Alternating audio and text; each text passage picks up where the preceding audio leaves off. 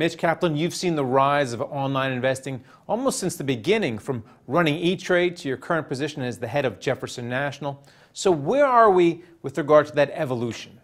I think what's happening is in the early days, people often thought of as online as entirely a channel.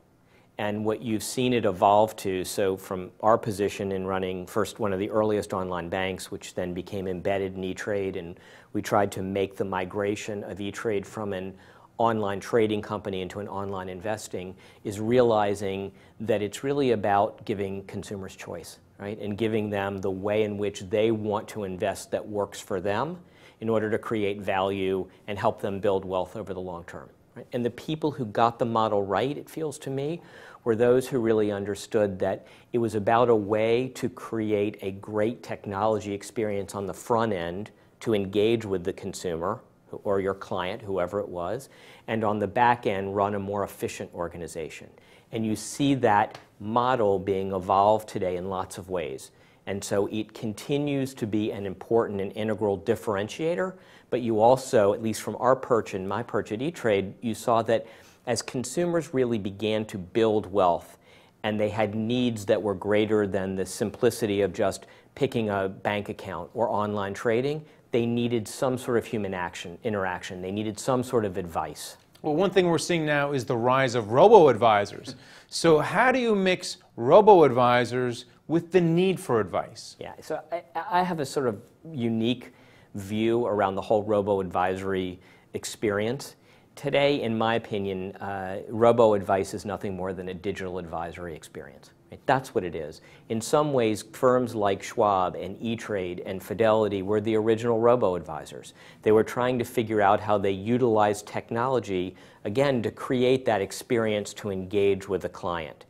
And from our perspective at Jefferson National, our business model is not direct-to-consumer. I've sort of now seen it from the direct-to-consumer world and now the business-to-business.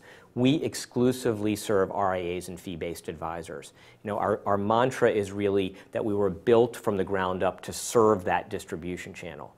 And so when I look at trying to create solutions for RIAs and fee-based advisors, you recognize that what you really want to do is give them the power to run their business more effectively. And so I suspect over time what you will see, and what's already beginning to happen, is that the technology that's embedded in this robo-advice will become an important and integral part of an advisor's practice. And you will see the intersection of human capital along with technology. One thing you talk a lot about at Jefferson National is minimizing taxes. Can you talk about how a robo-advisor can minimize taxes? So if you think about robo-advice, it's actually some ways it's algorithmic. And in some ways, robo-advice is really nothing more than a robotic asset allocation model. And so in order to really truly minimize taxes, you know, Jefferson National, again, was built from the ground up to serve RIAs, and we believed that an integral solution in their practice that was missing was tax deferral, and ways to be able to provide unlimited tax deferral to their clients to help them build for their wealth over the long term beyond what would be in an IRA or a 401k. And so in our mind, what's the ideal message in order to try to minimize taxes or maximize your return is to figure out how you partner as a consumer with an advisor, and that advisor has the right tools and technology to make it work, both from us as well as what ultimately they may be embedding into their practice in some of the robo-advice solutions. And then finally, another thing that I would think that the robo-advisors would go for is low fees and index funds. But a lot of people are saying that in the coming year, the active managers who've lagged the indexes for probably a decade now are going to beat them. So how do you navigate that? Do you kind of split the difference once again between active and passive? Yeah, I mean, I think, again, it goes back to the idea that as you really, and again, one of the things that we saw at E-Trade was when the client or the consumer was really beginning to build wealth, they needed some sort of advice, and they needed it beyond what was purely robotic. They needed human capital, they needed interaction. They may want it delivered to them in a way that has a technology component to it.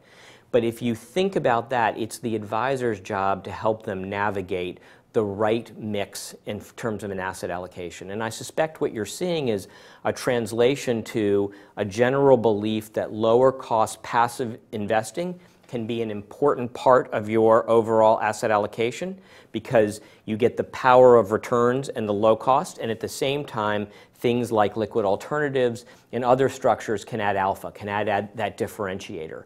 And that's the human capital that gets provided, the thought process that comes from the advisor, and then you use the technology to make it a better implementation experience. All right, well, thanks a lot, Mitch Caplan. Absolutely. And thank you for watching The Street.